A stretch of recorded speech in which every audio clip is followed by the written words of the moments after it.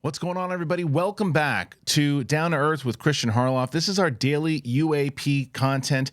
This is where we talk about the latest news stories going on in the world of the UAP phenomenon. Now, if you found me from my other channel, which is just my name, I do a show on Tuesdays, which is called UAP Tuesdays. It's on that channel. It's a full hour and a half. You can catch us every week there.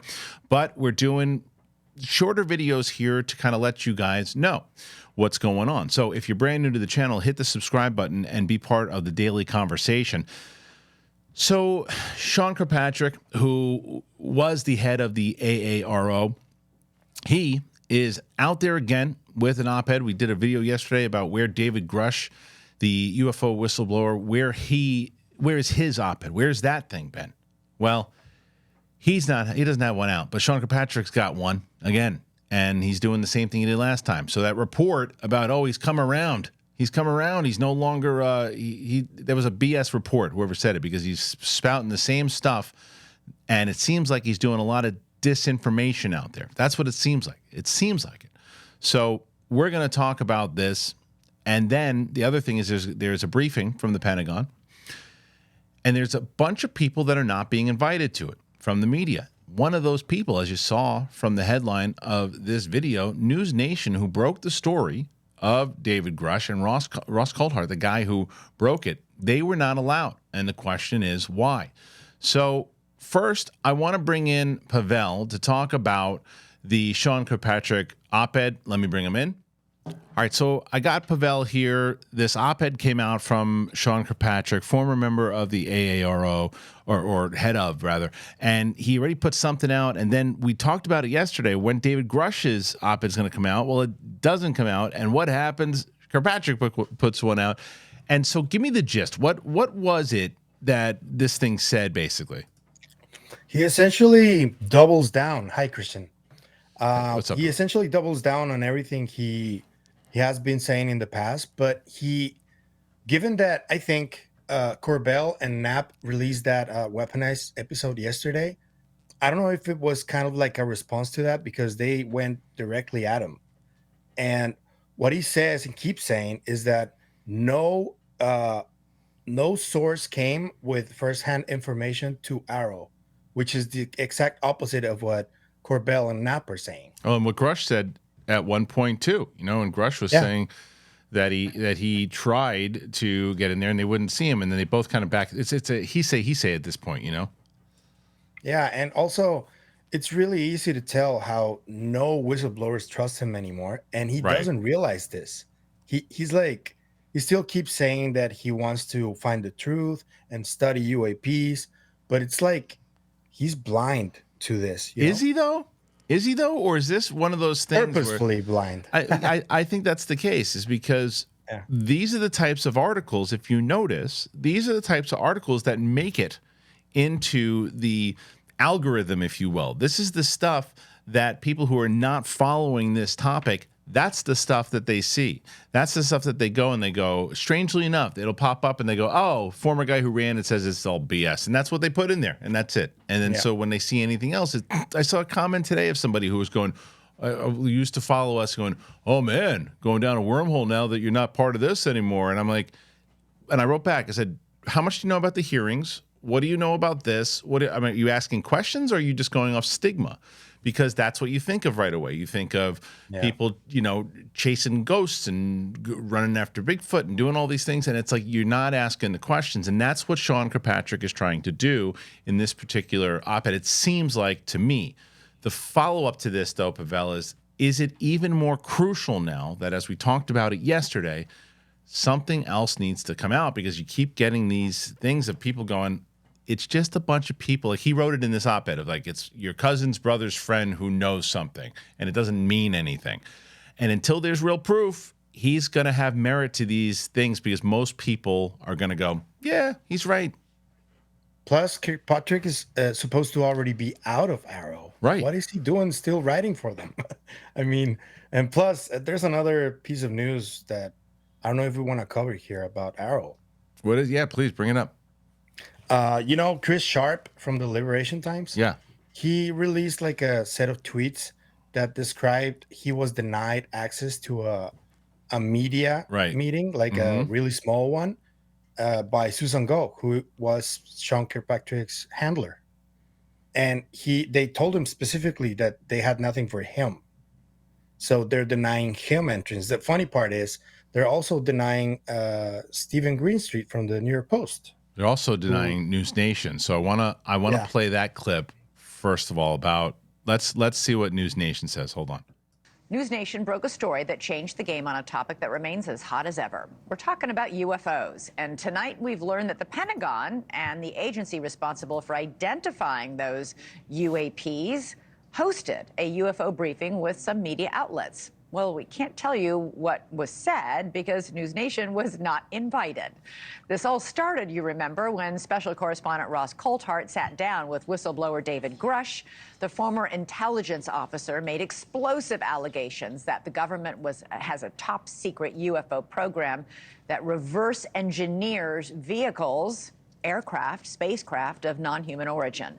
Well, that exclusive interview led to a hearing on Capitol Hill, where Grush, along with two other whistleblowers, testified in public for the first time. Today, only reporters handpicked by the Pentagon were able to attend the press briefing. NewsNation was not handpicked, and our next guest thinks he may know why. Ross Coulthart joins us now. Ross, I wasn't aware the Pentagon got to pick which reporters came into press briefings. Good evening, Elizabeth. Yes, they've pledged openness and transparency to Congress on the subject of UAPs, but they're not following through with their actions. As you know, we've been at the forefront on NewsNation of breaking this story wide open, and we're continuing to push on it. But the Pentagon PR woman, a woman called Susan Goff, apparently has been going around corralling select members of the media and inviting them to be the ones who can, I forget my phone there, inviting them to be the ones who are speaking publicly on, speaking to the Pentagon on that issue. So unfortunately, we're not invited. We don't know what's transpired. We have no idea what's going to happen in the course of that meeting, but we understand it's happening sometime today. Okay. Any guesses on why NewsNation wasn't invited, since NewsNation is the one that broke the story? I think it's purely and simply because we're asking the hard questions. One of the criticisms that I've quite openly made about a lot of the national security reporters that do get invited to these events is they know that if they rattle the cage on this issue and cause too many hard questions to be asked, they don't get invited back to those Pentagon briefings. And so what the Pentagon's trying to do is to control the narrative. They're trying to constrain what people are allowed to know out there in the public. And we think it's important that the Pentagon follows through with what it's promised Congress, which is openness and transparency. Because only today, Elizabeth, there's been publicity on the Black Vault website of an incident that Representative Matt Gaetz talked about last year, where a US military pilot from the Air Force witnessed a craft of some kind hovering over the ocean. And his record of that incident, which Arrow should know about, the Pentagon's UFO office should know about, the video of that account is actually being suppressed from public knowledge. And one of the questions I would have liked to have asked is, why is that video being suppressed? Good question. All right, Ross Coulthart, no doubt you will still figure out a way to find out what happened in that briefing. Really appreciate you being here with us tonight. So there you have it. Pavel, it looks like, and there's other, as you mentioned beforehand too, there's other people who have been shut out because the hard questions don't want to be asked. I was going to say before Ross Coulthart said it, the reason they're not getting invited because they're going to dig deep, and they're like, well, don't ask that guy because he's going to ask all the questions we don't want to talk about. Let's bring in the people who play ball. Let's bring in the CNNs of the world and the Fox Newses of the world that are just going to ask well, what is this? Oh, okay. They're not really. They were invited to it. They're going to listen to it, and it's not going to be the player, like Jeremy Corbell ain't going to be there. You know what I mean? So it's and I don't think Laszlo will be there. I don't think a lot of these people will be there. I think it's a selected people that they want to tell their side of the story. I think NewsNation is right. How do you feel about it? Well, those are the legacy media, right? The ones with who Steve Bassett was talking about. Right. All of those. But what I want to know, because in yesterday's episode of Weaponized with Corbell, they talked about a new way to get whistleblowers to talk to the government, bypassing Arrow. I want to know how that works, because it should be interesting to know if they have another avenue and they can just ignore Arrow and whatever Arrow is doing. That should be interesting to know. Yeah, it will be interesting to know for sure. And this, what do you think though about this briefing? Is there anything, because they're locking everybody out of it, is there anything significant that's really going to be talked about at all? I think it's going to be something curated with those legacy media, such as, the big names. And they're just going to release it to the public without any real substance, in my opinion. Yeah, I don't think there's going to be any substance to it either. Otherwise, what everybody's waiting for that thing. Everybody's waiting for like the real drop. And if there's, it's all calculated. There's no, if this briefing's happening and Kirkpatrick is also putting his stuff out there too, it's all calculated and it's a chess game. And it does look, it's just so weird that it's like, and even they said it in that report. It's like, since when do they like select media to be there? It's like all the media should be there. And it's like, it's just weird that this particular topic, it's like, yeah, we can invite you, and you, but you guys can't come. Well, we're the media. Yeah, but you can't come. We broke the story. Yeah, we don't like that Australian guy. He asked too many questions. That's what it is. Dude, especially that they broke the story. It's right. Just like it should be like a professional courtity. Of course. It's their story. That's messed up, man. No, the whole thing, the years, it adds into this whole narrative of something stinks. Something stinks. And it's like, okay, if it's that easy and that simple, like Kirkpatrick is saying, oh, well, there's nothing, we haven't really found anything out there. And this isn't really, it's all a bunch of people who just want to believe. Okay, fine. But what then, if you really know exactly what it is, if it is Lockheed Martin, then I'll tell you what, if that's the thing, okay, CIA, if it is that thing, then have somebody go out and look at all their stuff that they're working on there too. It doesn't have to be public, so we can let the other foreign entities know about it. But have somebody that's clearly looking for disclosure and say, guys, I went and they showed everything, and there ain't nothing there. Now, there's no way they're going to do that. Even if they did have stuff there, they're still going to show. Well, don't go in that room. You can go in every room, but just don't go in that one. So Exactly. Yeah, it really is going to be to me, and we're going to talk about this. Probably be something that comes up on this show all of the time. I think the two most likely things that are going to happen, as much as I love the optimism of there's a big reveal coming by Grush, or don't you worry, if you like that tease that Corbell and Nab had, don't worry, so something's coming.